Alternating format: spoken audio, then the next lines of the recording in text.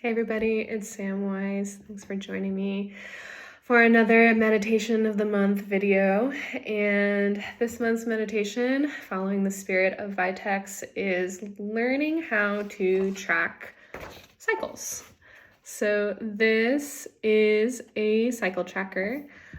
This is a cycle tracker that I got off of Etsy from a maker named Little House Planners.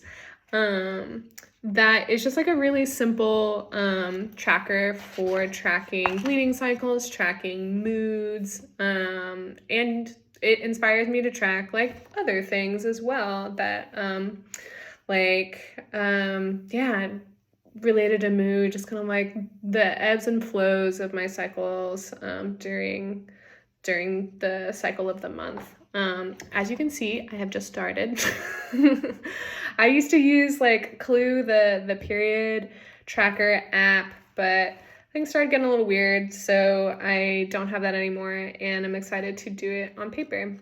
Because what happens when we track on paper or track in general is that we can start to see our patterns, and when we get to know our patterns and our like kind of cycles of things or lack of cycle of things, then we can get to know ourselves better. We can know when to schedule things in the month, like Bonnie Rose Weaver talks about in the most recent Herb at the End of the World podcast episode. I encourage you to check that out. And that can help us just like know ourselves and know our bodies in a more intimate way. So if you want to check this out, the way this works is it's kind of like up and down. So here is the months, and then here's the day. As you can see, these are the days last, like the beginning of the month that I was bleeding. And for me, like, it's helpful to track moods, because what I'm noticing in my cycles is as soon as I hit that like post-ovulation phase, my mood really tanks, which for me, I suspect is related to like an overdominance of progesterone in my like hormonal picture, which can be a bummer. It can be really hard. I'm working with my herbalist, Katie Crabb. Shout out to Katie Crabb in Southeastern Ohio, to help balance that. And we're using other herbs. I don't think Vitex, because Vitex is sort of encouraging of leveling up progesterone. So we're using things like Dong Quai and other like more estrogenic herbs to help me kind of balance that out, because it's not fun to get to mid-cycle and be like, everything is terrible. But what I'm learning by tracking is that that's not necessarily, how I feel all the time, and that's not necessarily how I feel about the world. That might also be really related to like what's happening for me on a hormonal, like, internal level. So in addition to that, tracking our cycles for folks who bleed and could potentially become pregnant is a great way to learn when we're more fertile or less fertile. So typically, like we talk about in this episode of where Bonnie Rose Weaver comes on, there are times in our cycle where we're more fertile, like right after we bleed. More or less, everybody's different. No guarantees. Take this all with a grain of salt and like track your own so you can see your own patterns. But typically on like a statistically typical level, most folks who bleed and could become pregnant are more fertile right after they bleed up until they ovulate and a little bit after, and then are less fertile after that progesterone kicks in after that, and right up before the time that folks bleed again. So that's good to know.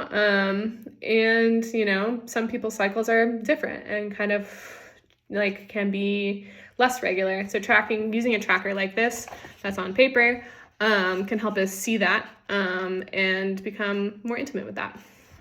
So that's a nice thing to have kind of in our record keeping stuff, and can help us build that relationship with our own selves and our own cycles of moods, which anyone can have cycles of moods. So it'd be interesting for anyone, including folks that don't bleed, to track that and just see how that might be related to like the cycles of the moon. Other cycles that happen in our lives, like the seasons. So it's an interesting exercise for all folks if you're curious about it.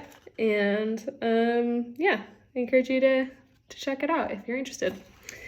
So with that, I want to do something I haven't done in a while, which is thank my patrons. I was just looking through the names of my patrons as I was doing a little bit of back housekeeping, and being like, wow, like I am so grateful for the support and the dedication and the like continuing to show up that folks who donate to me so that I can do this work demonstrate. And I feel really, really, really, really grateful to all of y'all in these times, just like with all the cycles of life and all the wildness out there.